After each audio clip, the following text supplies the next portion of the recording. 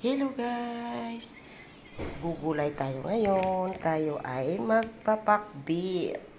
Ayan ang ating gulay guys. Papakbit tayo ngayon. Ayan ang kanyang sahog. Kaunting pork. Ayan. Ayan guys. At ito ang ampalaya. Pahuli ko lang tong ampalaya guys kasi pag sinabay ko sa dyan, medyo yung lasa niya ayaw ni Iya kasi nararamdaman daw niya mapait.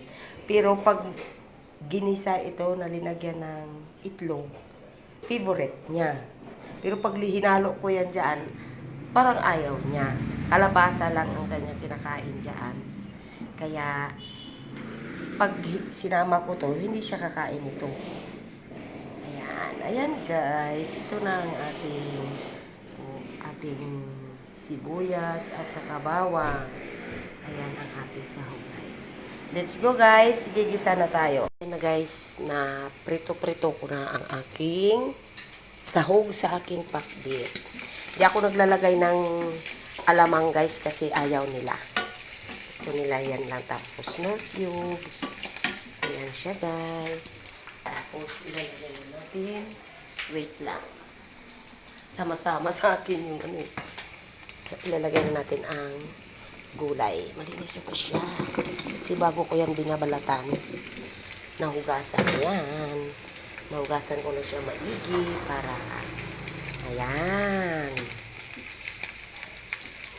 Ayan. Palutuin muna natin siya bago ilagay ang ampalaya. Guys, linagyan na natin siya ng cubes. Ayan. Tapos, isabay na rin natin to ang ating ampalaya kasi luto na yung kalabasa ko at saka ano ba yun? Sigarilyas. At ang mga gulay ko ay luto na. Kaya yan na lang ang ampalaya. O, diba? Wala to siya partners guys na isda kasi ayaw nila ng tilapia daw. Na umay na. Kaya ito, pakbit. Pwede na. 3 lang naman kami. Bibigyan ko rin mamaya yung kakaibigan ko. Kaibigan ko dun sa kabilang bahay. Bibigyan ko siya nito. Ang bango. Binagyan ko siya ng patis. Diba? Pampalasa yung patis. Let's go guys. Antayin na natin siya at na tayo ay mag-ready ng kumain. Thank you guys. Thank you for watching. God bless po sa atin lahat.